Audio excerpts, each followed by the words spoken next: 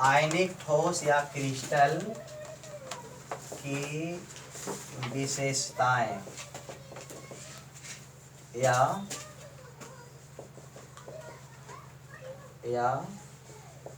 गुणों। क्वेश्चन लिखेंगे, आयनिक ठोस या क्रिस्टल की विशेषताएं या गुणों को लिखें। ये आपका क्वेश्चन हो गया, क्वेश्चन कर लेना इसको। आयनिक ठोस या क्रिस्टल की विशेषताएं या गुणों को लिखें। गुणों को लिखें। चलिए, आपका ये सवाल हो गया। और हम लोग देखते हैं कि आयनिक ठोस के कौन कौन सा विशेषता और कौन कौन सा गुण होता है, तब लोग जानेंगे। तो सबसे पहला देखना है कि आयनिक ठोस जो होता है यह कठोर और भंगुर होते हैं। पहला नंबर में लिखेंगे हम लोग, आयनिक ठोस कठोर एवं भंगुर होते हैं।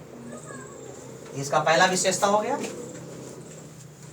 दूसरा विशेषता है आयनिक ठोस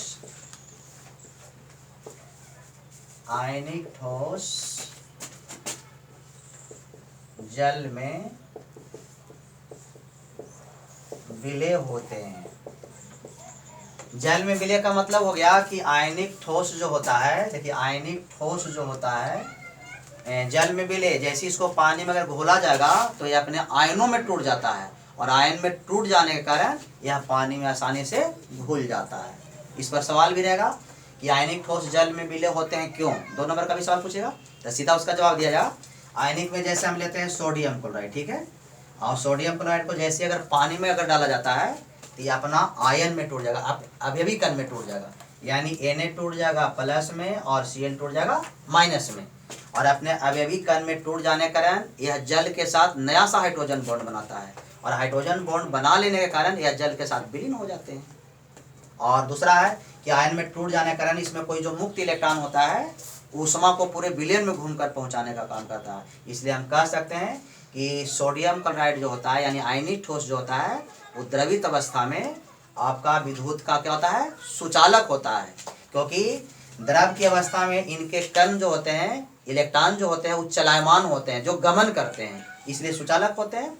लेकिन ठोस अवस्था में अगर देखा जाए आयनिक ठोस को, तो यह विद्युत के कुचालक होते हैं। कुचालक का कारण होता है कि ठोस में इनके कण जो होते हैं बहुत काफ़ी नज़दीक पर होते हैं, और बंधन काफ़ी मजबूत होता है, और इनका कण जो होता है वो चलायमान नहीं होते हैं, खाली अपने जगह पर खाली कंपन करता है।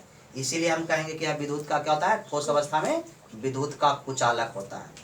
क्योंकि ठोस अवस्था में इनके कण जो होते हैं वो चलायमान नहीं होते हैं, और नहीं होने के कारण इसको हम सुचालक नहीं बोल के हम क्या बोलेंगे, कुचालक। लेकिन विलयन अवस्था में क्या होता है, अपने अवयवी कणों में टूट जाता है, और मुक्त इलेक्ट्रॉन क्या करता है, चलायमान हो जाते हैं, और चलायमान होने के कारण क्या होता है, द्रवावस्था में विद्युत का सुचालक। तो यहाँ पे देखिए आपका ये भी हम कह सकते हैं। तीसरा नंबर कि आयनिक, लिख लो इसको, लिखते चलो, लिखते चलिए भी और समझते भी चलेंगे हम लोग। अगला लिखेंगे हम लोग कि आयनिक ठोस के द्रव्यनांक एवं क्वथनांक काफी उच्च होते हैं, काफी उच्च होते हैं।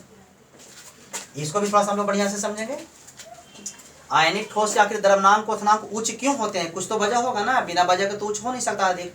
तो सबसे पहले जानेंगे हम लोग कि आयनिक ठोस जो होता है इनके कण जो होते हैं काफी नजदीक पर और मजबूत बंधन से बंधे होते हैं, और मजबूत बंधन से बंधे रहने के कारण इनको द्रव्यनांक और क्वथनांक क्या होते हैं, काफी उच्च होते हैं। क्योंकि बंधन तोड़ने के लिए ज्यादा ऊष्मा की आवश्यकता पड़ेगा, और ज्यादा ऊष्मा की आवश्यकता जब पड़ेगा तो हम कहेंगे कि द्रव्यनांक और क्वथनांक क्या है, उच्च होते हैं, इसी वजह से उच्च होते हैं।